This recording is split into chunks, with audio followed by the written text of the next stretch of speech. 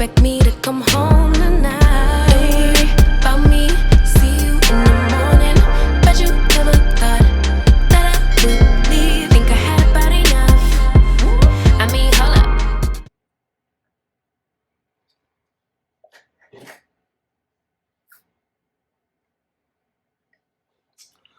Whew. Baby. Okay. Hey girl, hey, it's SimoneLove coming at you with another video. Of course, if you're new, make sure that you hit that subscribe button down below. Also hit that notification bell so that you know when I am posting another video. Before we get started with the video, I just wanted to come on here and say thank you so much and shout out to my little cousin for getting me this awesome gift. She gifted me with a super, do y'all see that? Super big gift. Just as a thank you for obviously being like our bestest favorite cousin like in the world, right?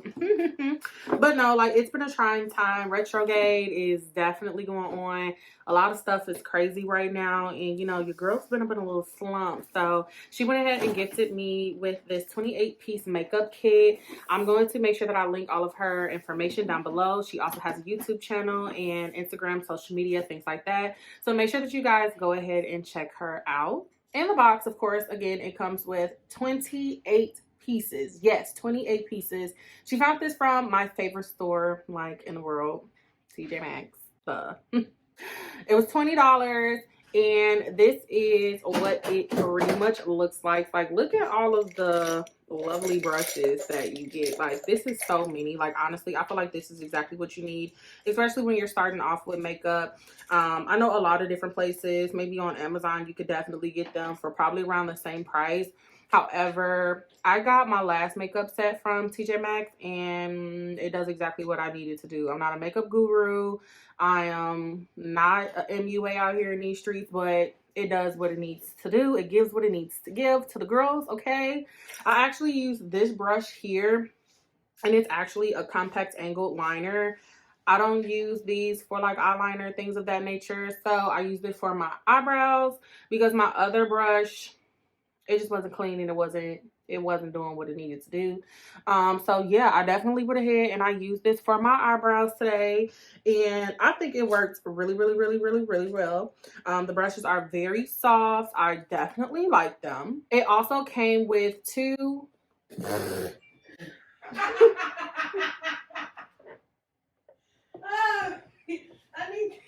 the package comes with two beauty blenders, and I honestly like them. I haven't used them yet, of course, but just by touching them and squeezing them a little bit, they feel like really good quality. I don't want to say like beauty blenders are beauty blenders, but I mean they're beauty blenders. This one definitely feels a lot similar to another one that I have. I don't know the names of them. I don't know the brands of them. I just go to Ulta Sephora and I get a beauty blender. This one feels really good. The other one that I do have, it has more of a precise end to it, like at the bottom. These, of course, they do not, but at the same time, I still feel like they will definitely get the job done. So it comes with a makeup rag as well. I've had one similar to this. My grandmother actually gave me one maybe 3 Christmases back. I personally don't care much to using these on my face. I personally don't feel like it gets the makeup off the way that it should. Maybe if you're using like, what is that clear water that everyone is using these days? I feel like maybe if you're using that, it'll help with the process of getting it off. Me personally, I use them to clean off my makeup brushes or like to, you know, give it a little bit more traction. It's very soft. It feels really good. Do not get me wrong. It's a good rag. I just personally don't see me using it that much, but of course it does come in the box. So of course that is an extra if you do feel like, you know, you need something to clean your makeup off with. And lastly, it comes with an eyelash curler. Like, I've never had an eyelash curler before. Don't mind my nails, y'all.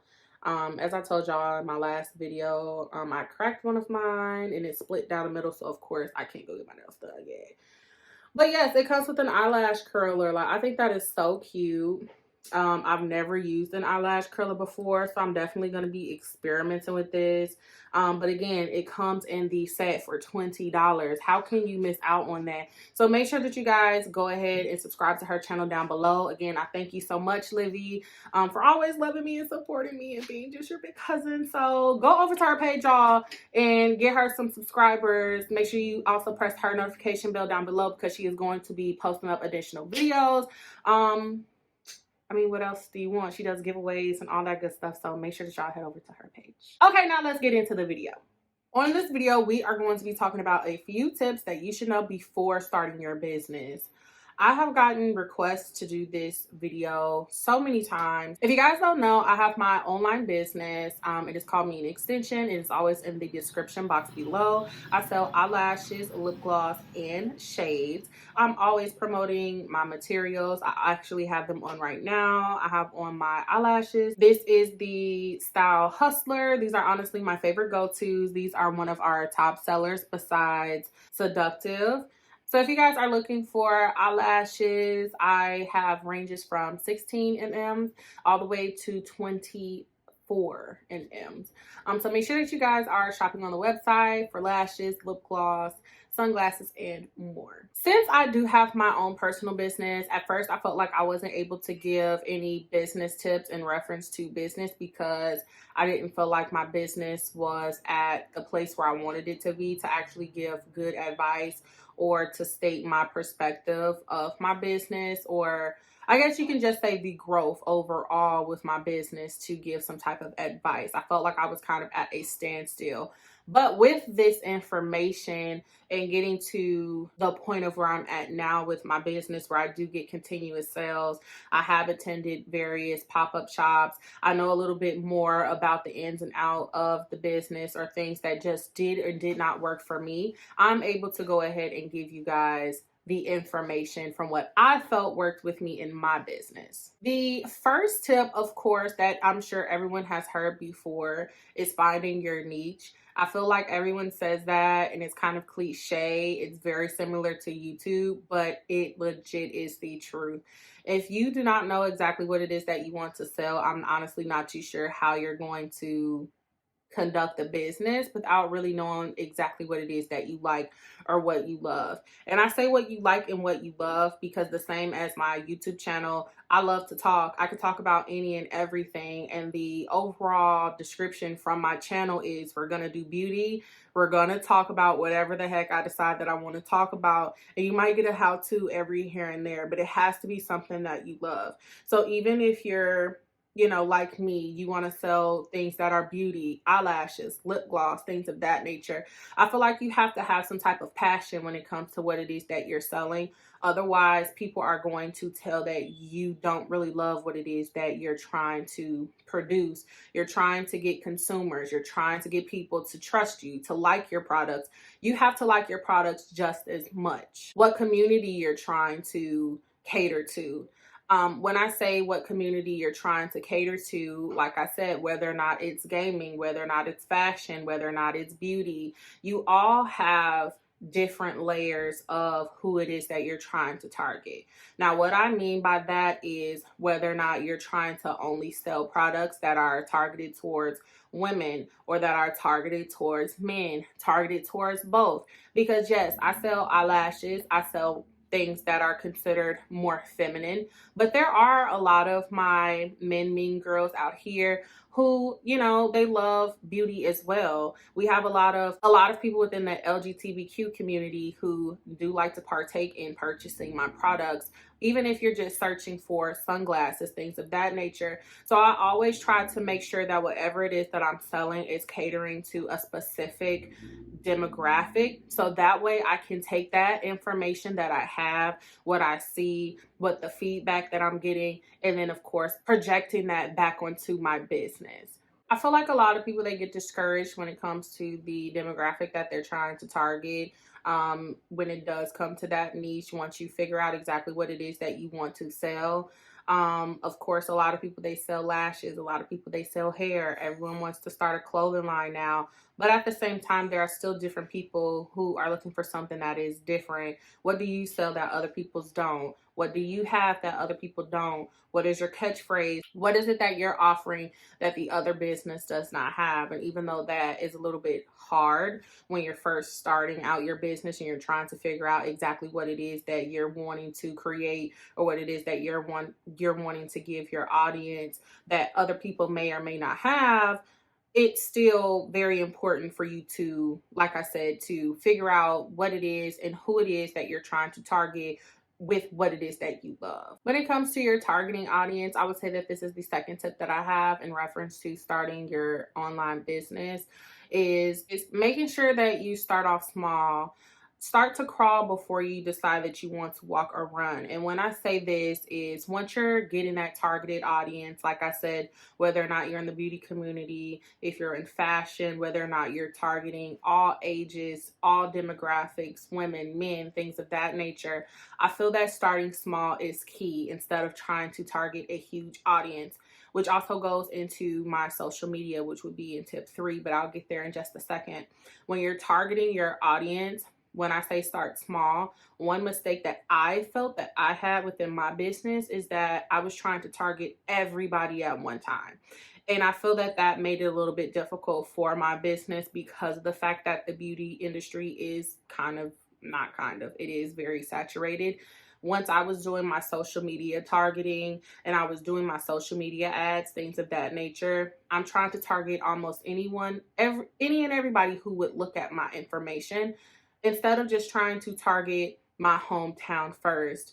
I live in the city of Chicago, and Chicago is massive in itself. The surrounding cities that I have, making sure that people within my community are getting touched first, because word of mouth is honestly everything when it comes to the day and age that we have now. Yes, social media is a great platform in order to get your business off the ground. However, going to your local pop-up shops before trying to travel all the way to Atlanta or trying to go to LA, things of that nature.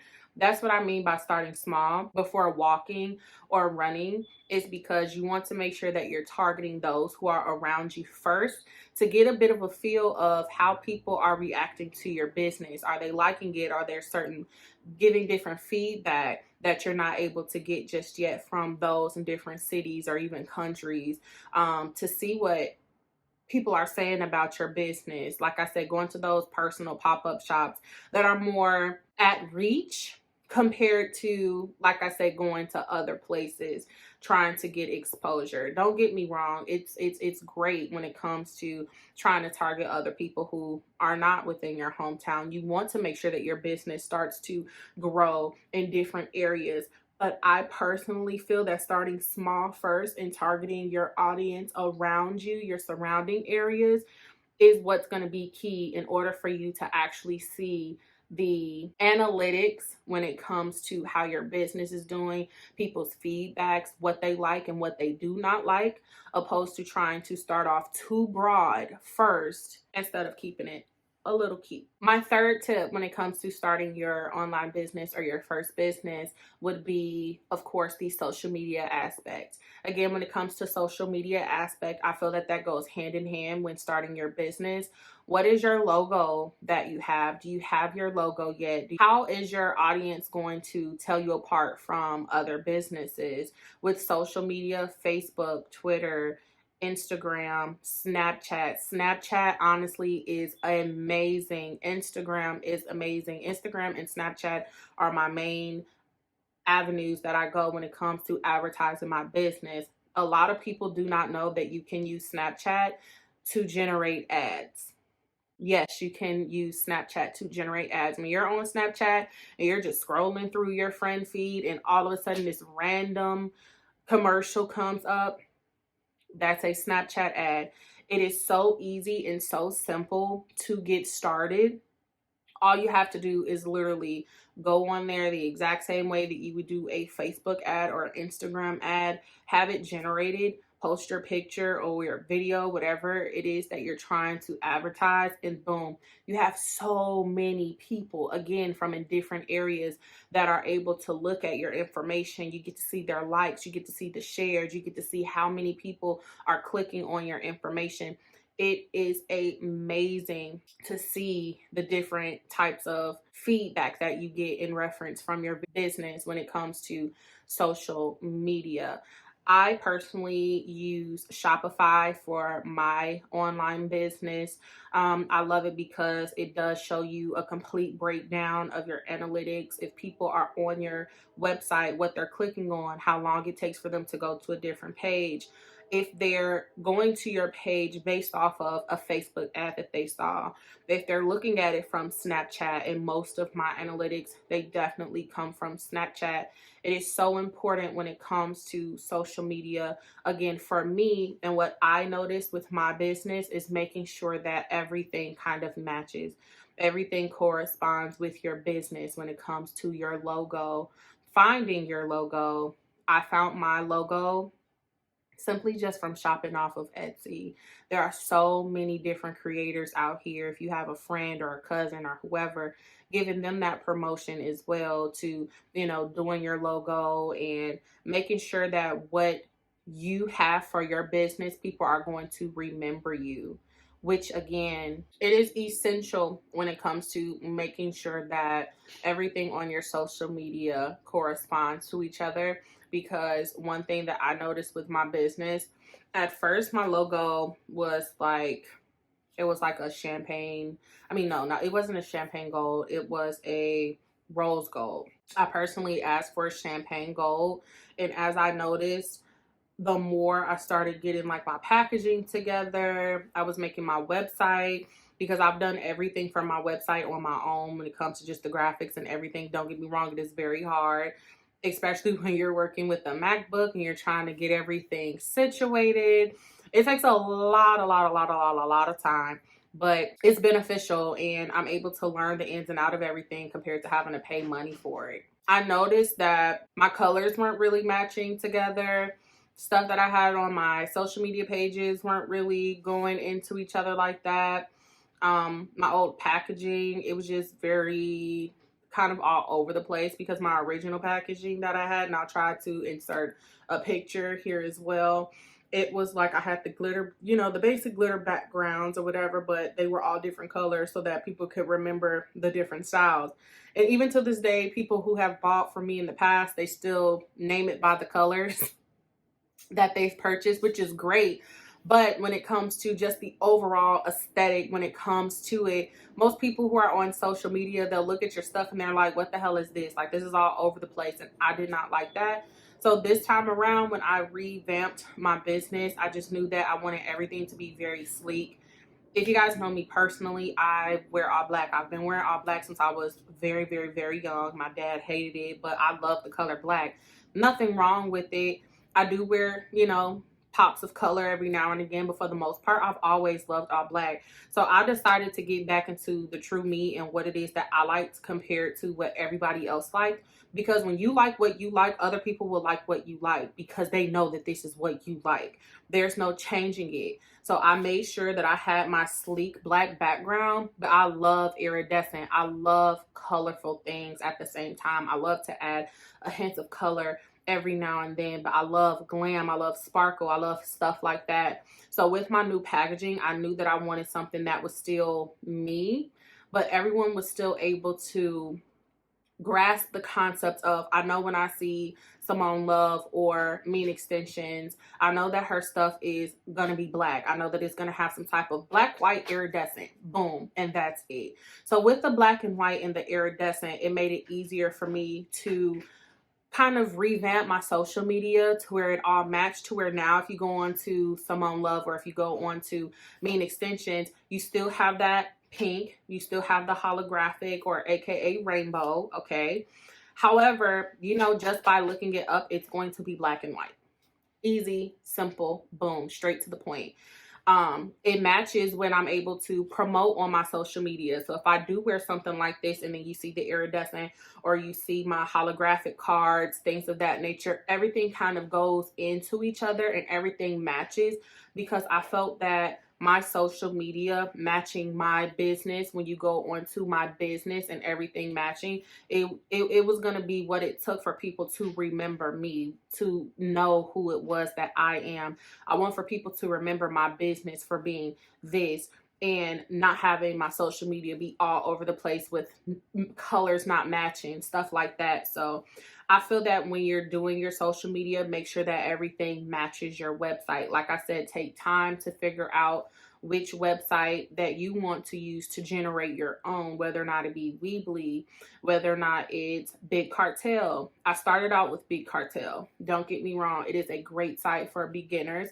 However, when it comes to what it is that you're looking to sell, do your research, because sometimes even when you're paying for the different subscriptions that they have, they may not have exactly what it is that you're looking for when it comes to your specific website. I chose Shopify because Shopify is completely massive when it comes to what it is that you need for your business. It targets different types of businesses, whether it is you have, like I said, shirts that have different colors, you have your different drop down boxes. When it comes to actually trying to add different portions on your website, different boxes, it's so much, but it's so beneficial once you actually start getting into it and you start kind of tweaking everything. And like I said, just the backside of looking at your carts, looking at your analytics, looking at how people are maneuvering through your website, adding different pages to your website. I love it so much. I can't express that more. So make sure that you're doing your research when it comes to what platforms you're looking to use for your business, because it'll ultimately make the most of a difference. The fourth tip to starting your online business would be finding your vendors. Vendors are so important to obviously selling your merchandise. So when it comes to your vendors, there are so many different websites that you can use. One of my vendors are Alibaba. I think almost everyone goes to Alibaba. There have been so many different reviews when it comes to using them as references, whether or not their stuff is real, their stuff is fake, blah, blah, blah. But at the end of the day, regardless if you're getting it from someone that you know, someone overseas, someone in California, you still have to do your research. Doing research is so important. Asking for samples of the products that they're using, asking them different questions, bargaining. You can negotiate prices with these people when it comes to what you're willing to spend and what you're wanting when it comes to your business, when it comes to your packages, your logos, if they print, things of that nature. You can have a one-stop shop on Alibaba or wherever you're looking to get your vendor information from.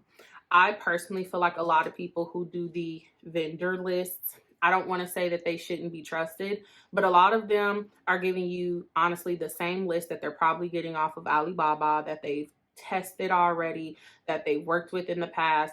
They're uppricing it just to give you some information that you honestly could have done yourself. It's so easy. I'm pretty sure that you've seen 50,000 videos just like that on YouTube as well, and referencing to the vendor list and making sure that you're doing your own research. You don't want to overpay and spend additional money for a list of vendors that people have already reviewed on Alibaba. People will talk as much stuff as they want to, but I guarantee you 9 times out of 10, that's where they're getting their vendors from. So just make sure that you're looking around, that you're doing your due diligence and negotiating those prices, testing out the products, seeing what else they can do with those products in terms of labeling, how they do their packaging, stuff like that. So once it gets to you, you're able to just go ahead and start selling. And lastly, one of my last tips in reference to, or what you should know before starting your online business, would be your documentation. I have a lot of people asking whether or not they do the documentation first or if they do it after they start selling. And to be completely honest with you, I did not start off with my documentation prior to selling. Yes, you eventually definitely need this, especially if you're like in the food industry. You definitely need those documentations first before you start selling, especially if you're selling from home. However, with being in the beauty industry, selling eyelashes, things of that nature, prior to me selling eyelashes now, you definitely needed a license in order to have things distributed overseas. However, you do not need that information. It's good that you have it, but it is not needed, nor do people really require for you to have that documentation. When it comes to your LLCs, being a sole proprietorship, or whether or not you're going to be a corporation, that is also information that you want to do your research on when it comes to you starting your business and where you feel that you fall in line. Obviously, your documentation is good in case things happen, such as legal terms, whether or not, hopefully it never happens, but if people want to sue, you make sure that your ducks are in a row when it comes to your business. Also, so that no one can steal your name, steal your catchphrases, steal your logos. You want to make sure that you have this information documented so that if it comes down to it, no one can take what is rightfully owned for you, especially if your business is popping and someone else wants to come along and make another website and try to, I don't know, try to direct them in a different direction, and now they're getting all of your sales. They can easily take that information from you because it's honestly open to the world. So I definitely would recommend trying to get your documentation first before selling, just so that when it comes to legal obligations, you don't have to worry about that in the long run. However, I do know a lot of people who started off to see where the business is going, which direction it's going in first, prior to them getting all of the documentation and all of the paperwork. Yes, it's a little bit tedious when getting the paperwork, but what a lot of people don't know, at least being here in Illinois, all you have to do is go on to the Secretary of State. It's easy for you to get that information. You do not have to pay someone $500 for them to give you a LLC and an EIN that you can do yourself online. It's just, it takes time to do your research. It takes time to read.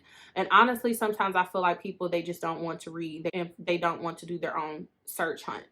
Make sure that you're doing your due diligence. Again, get your paperwork and your documentation done. That also falls back into getting your vendor. You do not have to pay an X amount of money in order to get this information yourself. It's honestly really easy, but it just takes time for you to actually go through the ins and outs and seeing exactly what it is that you need and what you want. And that is it, guys. Those are my 5 tips or things that I feel that you guys should know prior to starting your online business. I'm definitely going to be coming back to you guys, giving you guys a few little more tips and tricks that I felt was useful and helpful for me with my online business. Again, if you guys are wanting to see what products that I have, make sure that you guys go to the description down below, shop me extensions. Also hit that subscribe button, hit that notification bell so that you know when I'm posting another video. And of course, until next time, I'll talk to you later.